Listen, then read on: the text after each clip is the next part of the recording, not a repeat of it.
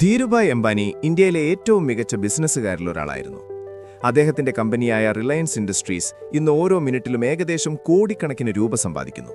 എന്നാൽ നിങ്ങൾ വിശ്വസിക്കുമോ, ഈ ധീരുഭായിയുടെ യാത്ര ഒരു സാധാരണ ക്ലർക്കായിട്ടാണ് ആരംഭിച്ചതെന്ന്? അദ്ദേഹത്തിന്റെ ജോലി എന്തായിരുന്നു? മണിക്കൂറുകളോളം വെയിലത്ത് നിന്ന് കാറുകളിൽ പെട്രോൾ നിറയ്ക്കുക. ഇത് ഇന്ത്യയിലെ ഏറ്റവും അഭിലാഷിയായ വ്യക്തിയുടെ കഥയാണ്, ധീരുഭായ് അംബാനിയുടെ.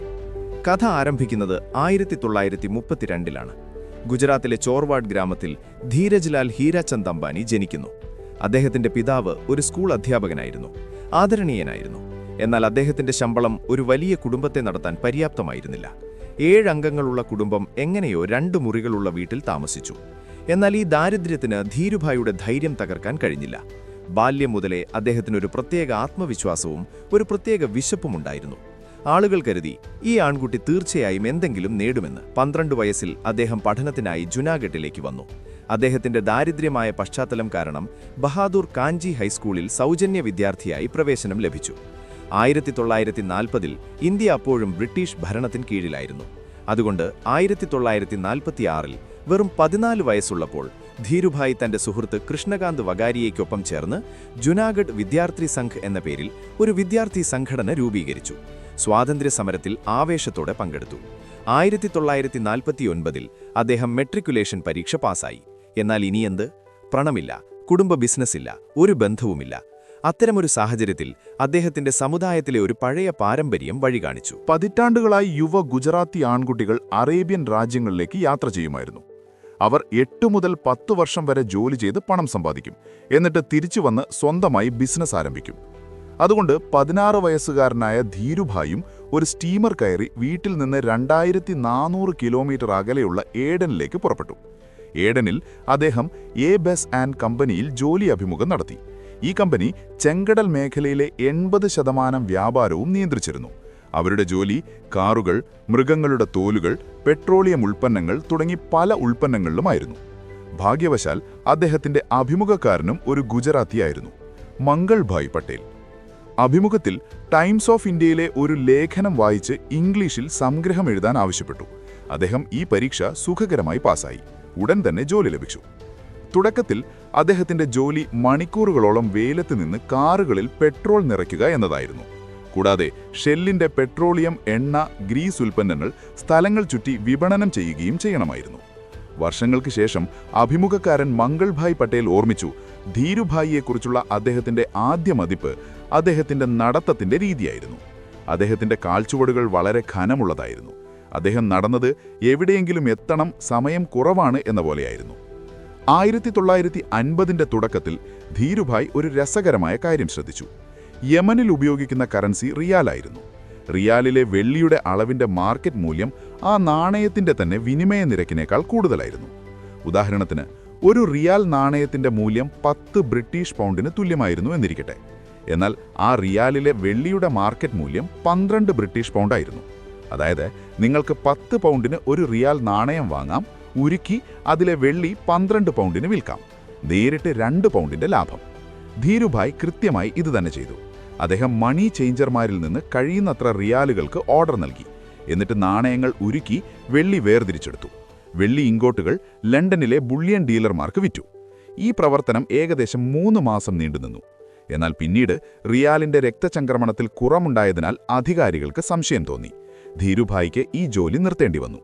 എന്നാൽ അപ്പോഴേക്കും അദ്ദേഹം കുറച്ച് ലക്ഷങ്ങൾ സമ്പാദിച്ചു. 1956ഓടെ നിരവധി സ്ഥാനക്കയറ്റങ്ങൾക്ക് ശേഷം ധീരുഭായ് ഏഡൻ മിലിറ്ററി ബേസിൽ റീഫ്യൂവലിംഗ് പ്രവർത്തനങ്ങളുടെ മാനേജറായി. എന്നാൽ അദ്ദേഹം തന്റെ ജോലിയിൽ മാത്രം ഒതുങ്ങിയില്ല. ജോലി കഴിഞ്ഞ് അദ്ദേഹം ഏഡനിലെ സൂക്കിലേക്ക് പോകും. അവിടുത്തെ വ്യാപാരികളെ നിരീക്ഷിച്ച് പഠിക്കും. ഉടൻ തന്നെ അദ്ദേഹവും അരി, പഞ്ചസാര, മറ്റ് ചരക്കുകളിൽ വ്യാപാരം ആരംഭിച്ചു. 1954-ൽ 22-ാം വയസ്സിൽ അദ്ദേഹത്തിന്റെ വിവാഹം ജാംനഗറിലെ ഒരു പോസ്റ്റ്മാന്റെ മകൾ കോകിലാബനുമായി നടന്നു. അതിനുശേഷം അവരും ധീരുഭായിയോടൊപ്പം ഏഡനിലേക്ക് വന്നു.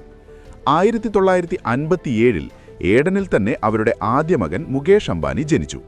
1958 ആയപ്പോഴേക്കും അദ്ദേഹം ഏഡനിൽ വന്നിട്ട് ഏകദേശം 10 വർഷമായി. അപ്പോഴാണ് 26 വയസ്സുകാരനായ ധീരുഭായ് തീരുമാനിച്ചത്, ഇനി സമയം സ്വന്തമായി ഒരു സാമ്രാജ്യം കെട്ടിപ്പടുക്കാനുള്ളതാണ്. ഈ ചിന്തയുമായി അദ്ദേഹം ഇന്ത്യയിലേക്ക് മടങ്ങി. അദ്ദേഹം ബോംബെയിൽ തന്റെ കസിൻ ചമ്പക്ലാൽ ദമാനിയുമായി പങ്കാളിത്തത്തിൽ ഒരു ബിസിനസ് ആരംഭിച്ചു. ഓഫീസ് എന്ന് പറയാൻ 350 ചതുരശ്ര അടി മുറി, ഒരു ടെലിഫോൺ, ഒരു മേശ, 3 കസേരകൾ. കമ്പനിയുടെ പേര് റിലയൻസ് കൊമേഴ്ഷ്യൽ കോർപ്പറേഷൻ എന്നായിരുന്നു. തുടക്കത്തിൽ അവർ ഏഡനിലേക്ക് സുഗന്ധവ്യഞ്ജനങ്ങളും എത്യോപ്യ, സൊമാലിയ, കെനിയ എന്നിവിടങ്ങളിലേക്ക് തുണിത്തരങ്ങളും കയറ്റുമതി ചെയ്തിരുന്നു. എന്നാൽ വളരെ പെട്ടെന്ന് തന്നെ ധീരുഭായിയുടെ കണ്ണ് ഒരു മികച്ച ബിസിനസ് അവസരത്തിൽ പതിച്ചു. ഇന്ത്യയിൽ നൈലോൺ, വിസ്കോസ്, പോളിസ്റ്റർ പോലുള്ള സിന്തറ്റിക് നൂലുകൾക്ക് വളരെ വലിയ ഡിമാൻഡ് ഉണ്ടെന്ന് അദ്ദേഹം കണ്ടു. തുണിത്തര വ്യവസായത്തിന് ഈ നൂലുകൾ ഉപയോഗിച്ച് തുണി നിർമ്മിക്കാൻ ആഗ്രഹിച്ചു. കാരണം ഇവ കൊണ്ട് നിർമ്മിച്ച തുണിത്തരങ്ങൾ താങ്ങാനാവുന്നവ, ചുളിയാത്തവ, വേഗം ഉണങ്ങുന്നവയായിരുന്നു. പ്രശ്നമിതായിരുന്നു: ഇന്ത്യയിൽ ഈ നൂലുകളുടെ ഉൽപ്പാദനത്തിന് 10 മുതൽ 20% വരെ ഡിമാൻഡ് മാത്രമേ നിറവേറ്റാൻ കഴിയുമായിരുന്നുള്ളൂ. മറുവശത്ത് സർക്കാർ അവയുടെ ഇറക്കുമതിയിൽ കർശന നിയന്ത്രണങ്ങൾ ഏർപ്പെടുത്തിയിരുന്നു. അതിനാൽ ഇന്ത്യയിൽ അവയ്ക്ക് വലിയ ക്ഷാമമുണ്ടായിരുന്നു. സർക്കാർ ഒരു സംവിധാനം സൃഷ്ടിച്ചു, REP എന്നു പേര്. ഈ ലൈസൻസുകൾ തുണിത്തര കയറ്റുമതിക്കാർക്ക് ലഭിച്ചിരുന്നു. ഉദാഹരണത്തിന്, ഈ കയറ്റുമതിക്കാർ 100 രൂപ മൂല്യമുള്ള തുണിത്തരങ്ങൾ കയറ്റുമതി ചെയ്താൽ പകരമായി 20 രൂപ മൂല്യമുള്ള കൃത്രിമ നൂലുകൾ ഇറക്കുമതി ചെയ്യാനുള്ള അനുമതി ലഭിച്ചു. സർക്കാരിന്റെ ആശയം ഈ രീതിയിൽ കയറ്റുമതിയും ഇറക്കുമതിയും സന്തുലിതമാക്കാമെന്നായിരുന്നു. ഇപ്പോൾ ധീരുഭായി ശ്രദ്ധിച്ചു, പല കയറ്റുമതിക്കാർക്കും ഈ ലൈസൻസുകൾ ഉണ്ടായിരുന്നു, പക്ഷേ അവർ അവ ഉപയോഗിച്ചിരുന്നില്ല. അതുകൊണ്ട് ധീരുഭായി ആ കയറ്റുമതിക്കാരിൽ നിന്ന് ഏറ്റവും മികച്ച വില വാഗ്ദാനം ചെയ്ത് അവരിൽ നിന്ന് ഈ ലൈസൻസുകൾ വാങ്ങാൻ തുടങ്ങി. വാസ്തവത്തിൽ മിക്ക ലൈസൻസുകളും വാങ്ങി അദ്ദേഹം ഇന്ത്യയിലെ മുഴുവൻ സിന്തറ്റിക് നൂൽ ഇറക്കുമതിയും നിയന്ത്രിക്കാൻ തുടങ്ങി. വൻ ഡിമാൻഡ് കാരണം 100% വരെ ലാഭത്തിൽ ഇന്ത്യൻ തുണിത്തര നിർമ്മാതാക്കൾക്ക് വിൽക്കാൻ തുടങ്ങി. ബിസിനസ് അതിവേഗം വളരുകയായിരുന്നു. എന്നാൽ ധീരുഭായിയും ചമ്പക്ലാലും തമ്മിലുള്ള പങ്കാളിത്തത്തിൽ എന്തോ കാര്യങ്ങൾ ശരിയായിരുന്നില്ല. ധീരുഭായി ആക്രമണാത്മക റിസ്ക് എടുക്കുന്നയാളായിരുന്നു. അതേസമയം ചമ്പക്ലാൽ സുരക്ഷിതമായി കളിക്കാനാണ് ഇഷ്ടപ്പെട്ടത്. ടിപ്പിംഗ് പോയിന്റ് 1965 വന്നു. സിന്തറ്റിക് നൂലുകളുടെ വില ഭാവിയിൽ ഉയരുമെന്നായിരുന്നു ധീരുഭായിയുടെ പ്രവചനം. അതുകൊണ്ട് അദ്ദേഹം അതിന്റെ വൻ ഇൻവെന്ററി കെട്ടിപ്പടുത്തു, ഭാവിയിൽ ഉയർന്ന വിലയ്ക്ക് വിൽക്കാനായി. എന്നാൽ ചമ്പക്ലാൽ പരിഭ്രാന്തരായി ധീരുഭായിയെ നിർബന്ധിച്ചു ഇൻവെന്ററി കുറയ്ക്കാൻ. ധീരുഭായി നൂലുകൾ വിറ്റു, പക്ഷേ മറ്റാരോടുമല്ല, സ്വയം തന്നെ. 2-3 ആഴ്ചകൾക്കുള്ളിൽ വില കുത്തനെ ഉയർന്നു. അദ്ദേഹം വൻ ലാഭമുണ്ടാക്കി. അദ്ദേഹം ചമ്പക്ലാലിനെ ലാഭം പങ്കിടാൻ വാഗ്ദാനം ചെയ്തു. എന്നാൽ അതോടൊപ്പം ഇതും പറഞ്ഞു, ഏത് ബിസിനസ്സാണെന്ന് മനസ്സിലാകുന്നില്ലോ അതിലിടപെടരുത്. ഒടുവിൽ ആ വർഷം തന്നെ പങ്കാളിത്തം പിരിച്ചുവിടാൻ തീരുമാനിച്ചു. ധീരുഭായും സഹോദരനും 6 ലക്ഷത്തിന് ചമ്പക്ലാലിൽ നിന്ന് അദ്ദേഹത്തിന്റെ റിലയൻസ് ഓഹരികൾ വാങ്ങി. ധീരുഭായിയുടെ വിജയത്തിന് പിന്നിലെ ഒരു വലിയ കാരണം അദ്ദേഹത്തിന്റെ ഭാവി കാഴ്ചപ്പാടായിരുന്നു. മറുവശത്ത് പരാജയപ്പെട്ട ബിസിനസ്സുകാർക്ക് സമയത്തിനൊപ്പം സ്വയം മാറാൻ കഴിയുന്നില്ല. അടുത്ത 1 വർഷത്തിനുള്ളിൽ ധീരുഭായ് തന്റെ അടുത്ത ലക്ഷ്യം തിരഞ്ഞെടുത്തു. അദ്ദേഹം ഇപ്പോൾ വെറും നൂലുകളുടെ വിതരണക്കാരനായി തുടരുന്നതിൽ തൃപ്തനായിരുന്നില്ല. ഇപ്പോൾ സമയം സ്വയം നൂലുകൾ ഉപയോഗിച്ച് തുണിത്തര നിർമ്മാതാവാകാനുള്ളതായിരുന്നു. അദ്ദേഹം ഗുജറാത്തിലെ നരോഡയിൽ ഒരു സ്ഥലം വാങ്ങി, ഒരു ലളിതമായ ഫാക്ടറി കെട്ടിടം പണിതു. വെറും 4 നിറ്റിംഗ് മെഷീനുകളിൽ ജോലി ആരംഭിച്ചു. ഈ സമയത്ത് ഏഡനിലെ അസ്ഥിരമായ രാഷ്ട്രീയ അന്തരീക്ഷം കാരണം പല ഗുജറാത്തികളും അവിടെ നിന്ന് മടങ്ങിപ്പോകാൻ തുടങ്ങി. അതിനാൽ ധീരുഭായിയുടെ ബിസിനസ്സിന് റെഡിമെയ്ഡ് മാനേജർമാരും അക്കൗണ്ടന്റുമാരും വിൽപ്പനക്കാരും ലഭിച്ചു.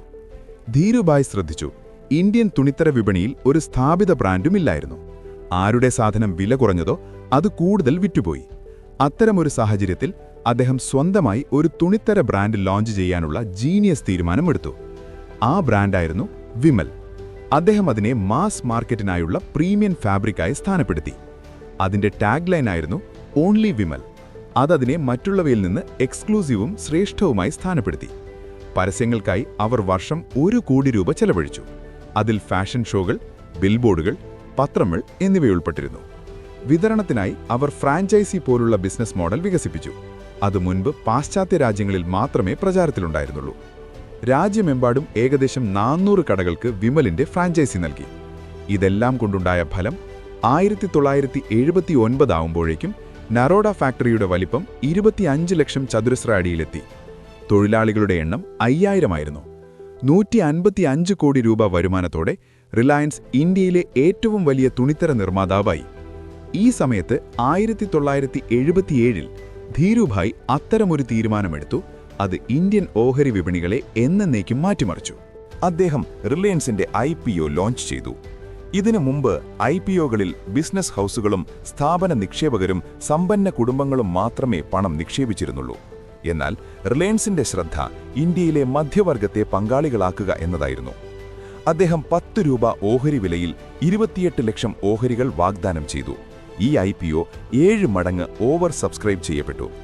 1978-ൽ റിലയൻസിന്റെ ഓഹരികൾ ബോംബെ, അഹമ്മദാബാദ് സ്റ്റോക്ക് എക്സ്ചേഞ്ചുകളിൽ വ്യാപാരം ആരംഭിച്ചു. ലിസ്റ്റിംഗിൽ ഓഹരികൾ പ്രീമിയം വിലയിൽ തുറന്നു മാത്രമല്ല, കുറച്ചു മാസങ്ങൾക്കുള്ളിൽ വില കുത്തനെ ഉയർന്ന് 50 രൂപയായി. നിക്ഷേപകരുടെ പണം 5 മടങ്ങായി. ആദ്യമായി സ്റ്റോക്ക് മാർക്കറ്റിൽ നിന്ന് ഇന്ത്യയിലെ പൊതുജനങ്ങൾക്ക് ഇത്രയും വലിയ സമ്പത്തുണ്ടാക്കാൻ കഴിഞ്ഞു. എന്നാൽ വളരെ പെട്ടെന്ന് തന്നെ ഈ കഥയിൽ വില്ലന്റെ പ്രവേശനമുണ്ടാകാനിരിക്കുകയായിരുന്നു. 1982-ൽ ആരോപണ വിധേയമായി കൊൽക്കത്ത ആസ്ഥാനമായുള്ള ഒരു ബിയർ കാർട്ടലിന്റെ ദുഷ്ടനോട്ടം റിലയൻസ് ഓഹരികളിൽ പതിച്ചു. മാർച്ച് 18-ന് ആ കാർട്ടൽ പൂർണ്ണ ശക്തിയോടെ റിലയൻസ് ഓഹരികളെ ആക്രമിച്ചു. അവർ ഈ ഓഹരികളുടെ ഷോർട്ട് സെല്ലിംഗ് ആരംഭിച്ചു. അവരുടെ പദ്ധതി വിപണിയിൽ നിന്ന് റിലയൻസിന്റെ ഓഹരികൾ കടമെടുക്കും, എന്നിട്ട് നിലവിലെ 131 രൂപ വിലയ്ക്ക് വിൽക്കും. വില കുറയുമ്പോൾ മറ്റാളുകളും പരിഭ്രാന്തരായി വിൽക്കാൻ തുടങ്ങും. അതോടെ വില തകർന്നു വീഴും. എന്നിട്ട് ഒരാഴ്ച കഴിഞ്ഞ് തകർന്ന വിലയ്ക്ക് ഓഹരികൾ വാങ്ങും. ഏതൊരാളിൽ നിന്ന് കടമെടുത്തുവോ അവർക്ക് തിരികെ നൽകും.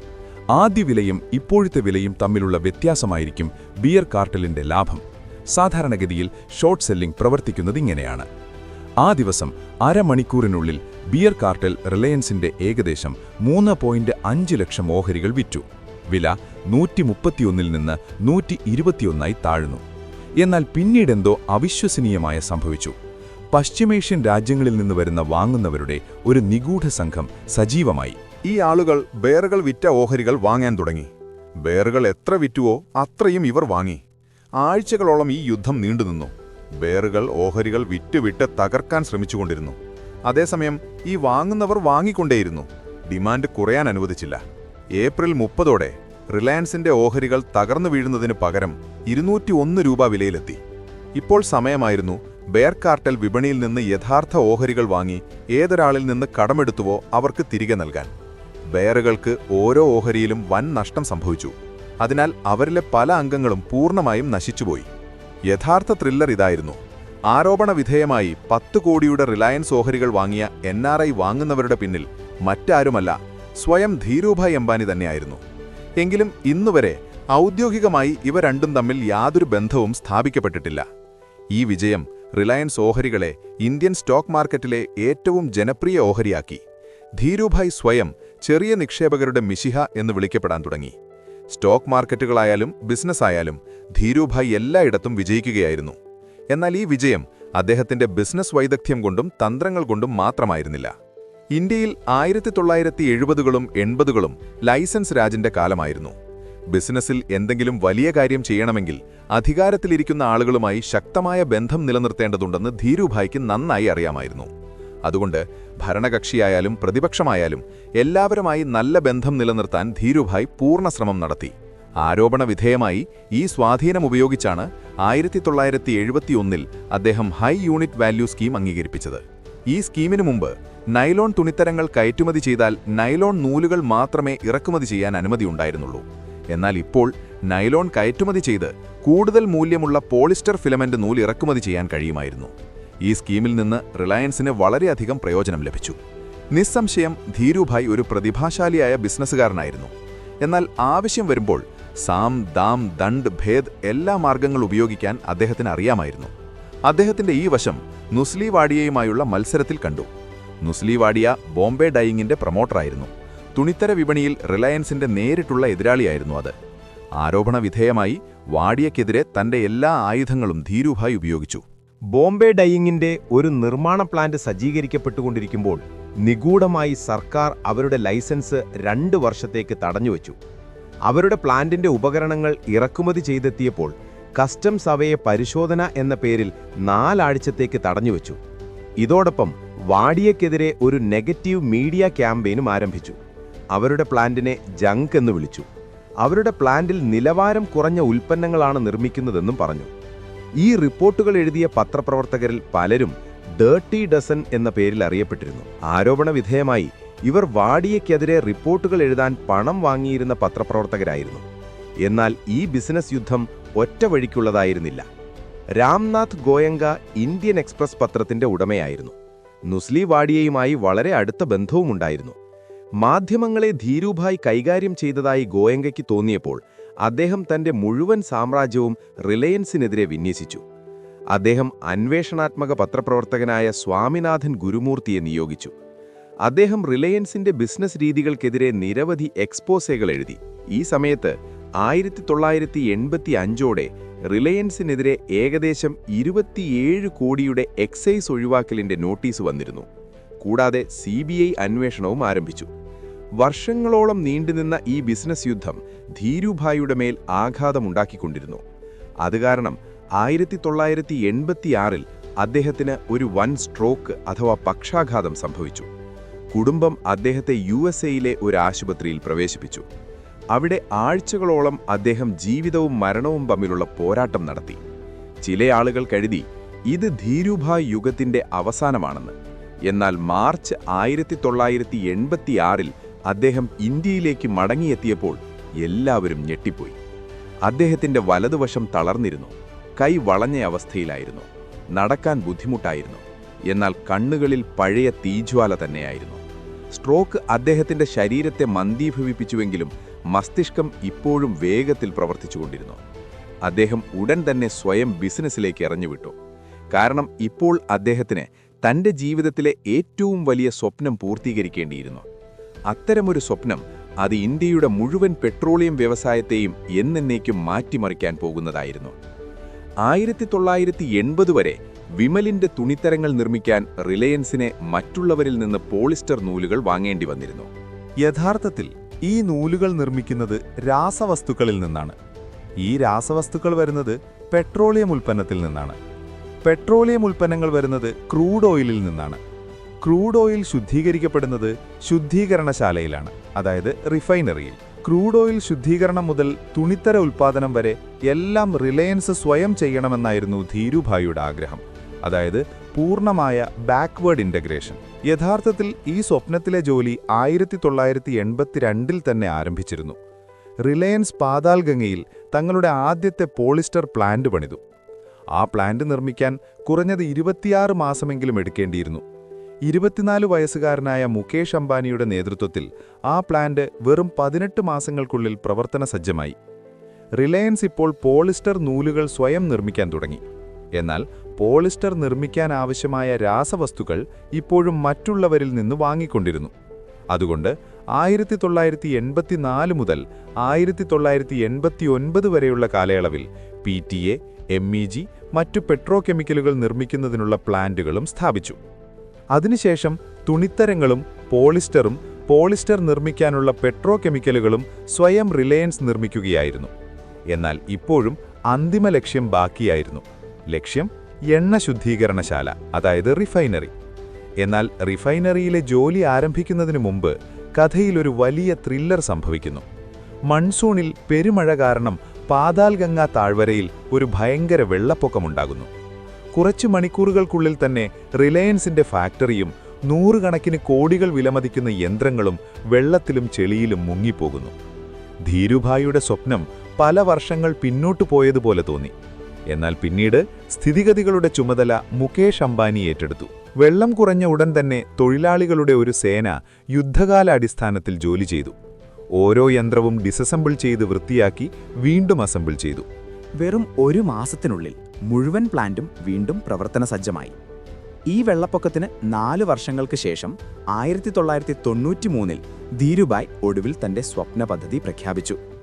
ഇന്ത്യയിലെ ആദ്യത്തെ സ്വകാര്യ മേഖല എണ്ണ ശുദ്ധീകരണശാല. 27 ദശലക്ഷം ടൺ വാർഷിക ശേഷിയുള്ള ഇത് ഏഷ്യയിലെ തന്നെ ഏറ്റവും വലിയ ശുദ്ധീകരണശാലകളിൽ ഒന്നായിരിക്കും. ഇന്ത്യയിലെ മൊത്തം ക്രൂഡ് ഓയിലിന്റെ 25% ഇത് മാത്രം ശുദ്ധീകരിക്കും. ഇത് നിർമ്മിക്കാൻ ഏകദേശം $6 ബില്യൺ ചിലവായി. അത് ആ സമയത്ത് ഇന്ത്യയിലെ ഏറ്റവും വലിയ സ്വകാര്യ വ്യാവസായിക നിക്ഷേപമായിരുന്നു. 1995-ൽ ജാംനഗറിൽ ഇതിന്റെ നിർമ്മാണം ആരംഭിച്ചു.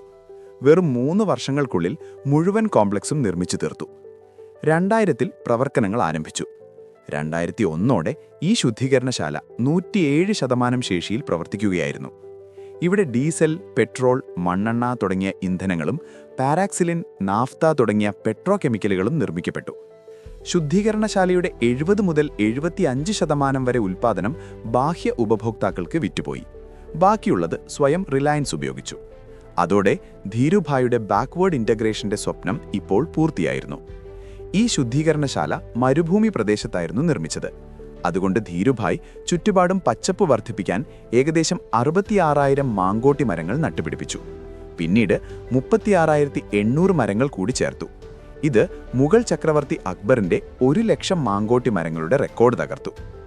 ഏപ്രിൽ 2002 ധീരുഭായ് റിലയൻസിന്റെ ഓഹരി ഉടമകളെ അഭിസംബോധന ചെയ്തുകൊണ്ട് പറഞ്ഞു, എന്റെ യൗവനത്തിൽ ഞാൻ എയ്ഡനിൽ ഒരു ബഹുരാഷ്ട്ര ഊർജ്ജ കമ്പനിക്കായി സെയിൽസ്മാനായി ജോലി ചെയ്യാൻ പോയിരുന്നു.